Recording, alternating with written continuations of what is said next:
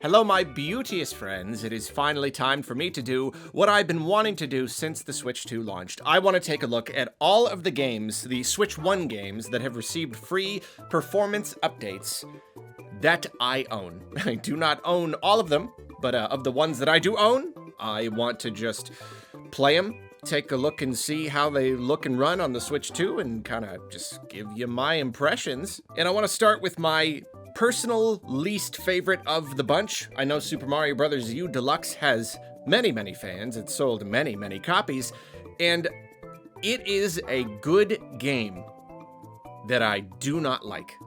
It is a largely well-designed and fun experience that irritates me to no end. I won't give you my entire spiel. You can go watch my review if you want to hear that. It's old-fashioned in all the wrong ways. It's just got all these little annoying things about it, and it's just, even at the time, the whole, throwback homage to the original games thing, it was already old, so, there's that problem I have with it. And then it's all these little archaic elements. The map screen is super irritating, and how you can't even, say, you have to, reach a certain progression point before you can save again, like the old games. I don't know. Just a lot of stuff about it. I don't like the way it controls, but, it's good. I recognize that it's kind of good. Whatever, this is me going on the spiel. I'm not gonna go on the spiel. I will say, though, since playing it for the first time, I have learned that you can disable the thing where, you're trying to jump, but you're in midair, and you hit the jump button again, and it makes you spin, but you're trying to hit the button so that you can bounce off an enemy, and it makes you miss the enemy you were trying to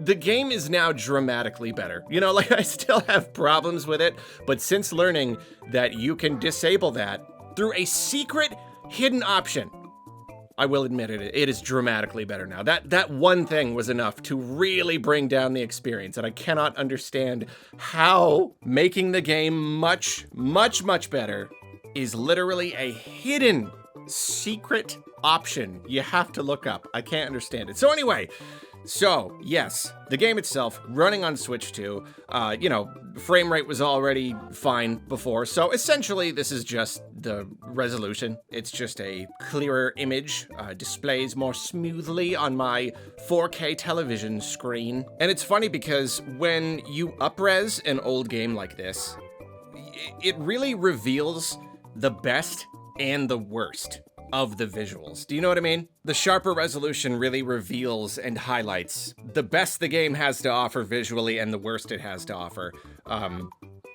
Some elements just don't quite look as good. Nintendo admitted themselves that they had a really hard time transitioning into the HD era.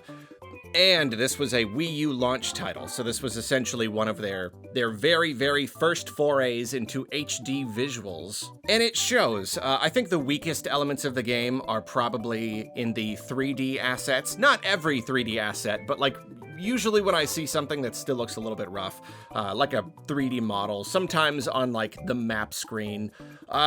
Essentially, in a lot of ways, this game really does not look that much better than a Wii game. It was a higher resolution, so it looked better by default, but when you crank the resolution all the way up like this, it kind of just reveals, the core elements that you're looking at. And in a lot of ways, it's just this is Wii and a half, A lot of the 3D assets just don't look very good. Polygon counts are surprisingly low, considering what even the Wii U was capable of. It wasn't the strongest system in the world, but you look at other games on the Wii U, it was capable of a heck of a lot more than this. This really did seem like an early generation kind of get it out the door trial run. Obviously, they were basing a lot of this game on New Super Mario Bros. Wii. Really just touching it up a little bit. So yeah, 3D models don't always look good. Sometimes they do, but those are some of the weaker elements. And then there are some 2D elements as well that are slightly weak. And again, that's the funny thing. It highlights the best and the worst. And in this case, it really highlights the trouble they were having with HD development. You can kind of see the inconsistency. Some 2D assets look terrific, but then some are just very low resolution.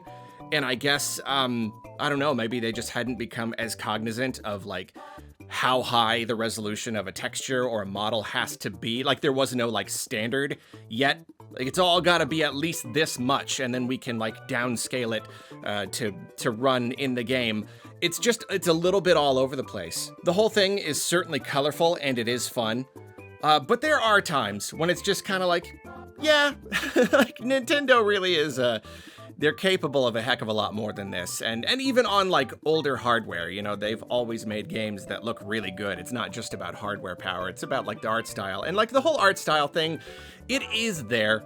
I don't know. I guess it just looks more rough than most games from around that time. On the good side, though, again, it reveals the worst and the best. And there indeed is a lot about this game visually that holds up quite well.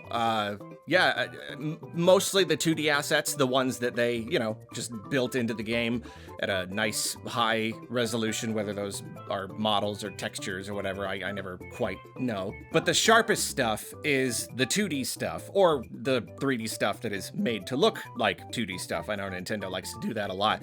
I would say in particular, the backgrounds still look very good.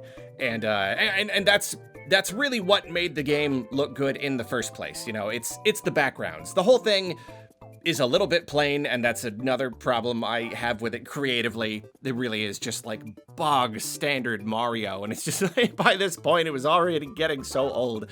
But if the game had anything going for it visually, it was the backgrounds. And like, sure, you know, there's the whole Starry Night thing where like none of it really lived up to that one level, but there's plenty of good stuff going on in the backgrounds, even like in the first level, you know, with the big acorn tree and the cool like geometric mountains popping up. There is plenty of stuff that looks good. There's plenty of stuff that looks really nice, rendered at 4K resolution or however high it is, you know, on a 4K TV. It looks smooth. It looks good. And you know, it's funny, even though with this version of the game, it is easier to see its flaws, I somehow still prefer it.